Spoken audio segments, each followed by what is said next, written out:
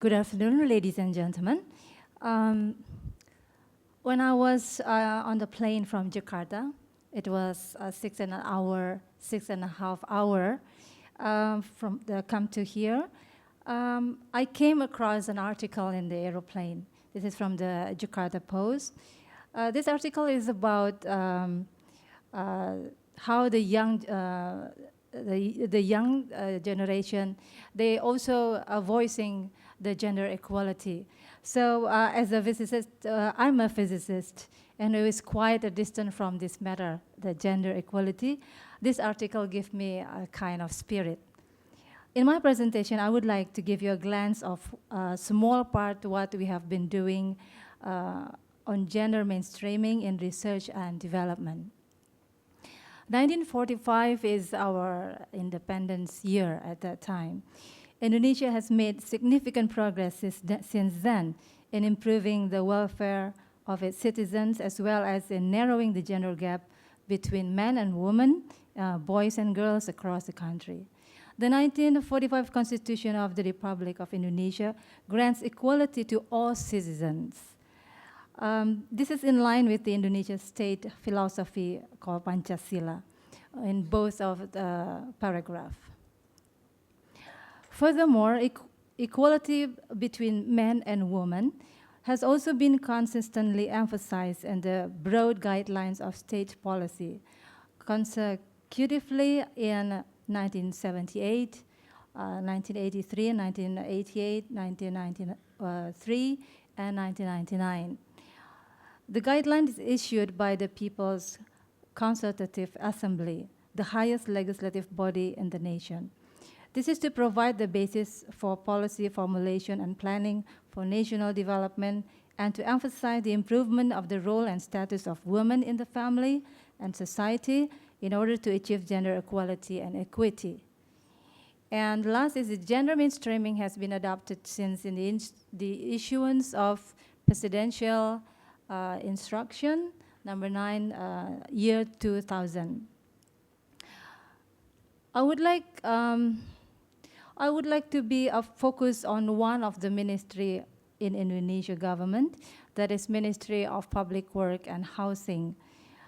The Research and Development Department in this ministry, as a think tank of the ministry, has formed a task force of gender mainstreaming to make sure that all research and in infrastructure has involved it.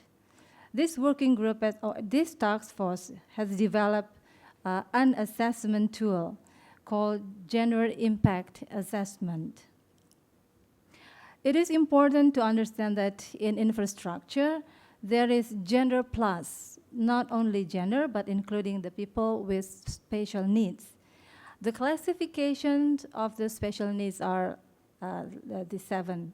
Socioeconomic, like rich and poor, the age of children or old people, susceptibility, like pregnant women, modernity, like rural area, ethnics. In Indonesia, we have more than 300 ethnics, race, Melanesian, Polynesian, or Mongolid, and religion or belief. Majority of Indonesians are Muslim, 88%. And women, where men and women are discreet about their body. Women in particular need a place where they can pamper themselves or dress up without being worried that a random man may enter the room. We need to hear their need also. What we in Indonesia see is that men are different than women. Our needs and rights are different. In infrastructure, we need to make sure that all the needs of men and women are taken care of. There are 5 criteria of gender responsive infrastructure. First is infrastructure for all, and then the basic needs for everybody, comfortable infrastructure, safe infrastructure, and eco-friendly infrastructure. How to conduct a gender impact assessment? It is not on every infrastructure we can measure its gender implication. We first need to know how an infrastructure influences the society in their daily lives and whether it could potentially cause gender disparity or could potentially be enjoyed or used only by a group of people. This question is often called gender relevance. If there is no gender relevance, we could say that that particular infrastructure is gender neutral, which means there is no potential issue of disparity to any gender in its function. Once we have identified that there is gender relevance, we need to do a GIA. This is a GIA developed by National Commission for the Promotion of Equality. There are 5 steps of the, one is assessing the current situation and then reviewing the proposed policies, determining the expected impact and significance of gender priorities. Next step is determining the potential impact on men and women, both directly and indirectly. And last step is recommending changes or modification on the proposed policies. If we look closer, these steps are aimed to measure the impact of a policy to gender. In infrastructure, this means that the infrastructure product should become a form of policy to solve a problem. The question is, how can GIA be implemented to infrastructure development? So this is the GIA which developed by the task force in the Ministry of Public Work and Housing. Here we have 7 steps. First is photographing the current situation and then identification of alternative infrastructure, analyzing the implication of the infrastructure on gender, prioritizing infrastructure inputs.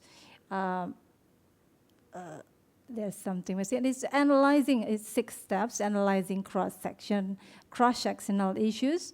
Sorry for the typo. Setting up gender action plan. This is, it is a little bit different. So as we can see here, comparing to the NCPE steps, particularly on the first one. On this step, NCPE only looks at the gender situation and its problem in the field and looks at the policy to solve it. While the GIA on infrastructure, the photography is not only to capture the current situation, but also the inputs, the process and the outputs also. Based on GIA's literature on infrastructure, then this will be done all. For us in Indonesia, this is the right moment to talk about gender issues, because I'm very happy to say that we have been struggling with corruption cases in the country. And at the moment, the government is electing a new leader for the Anti-Corruption Commission.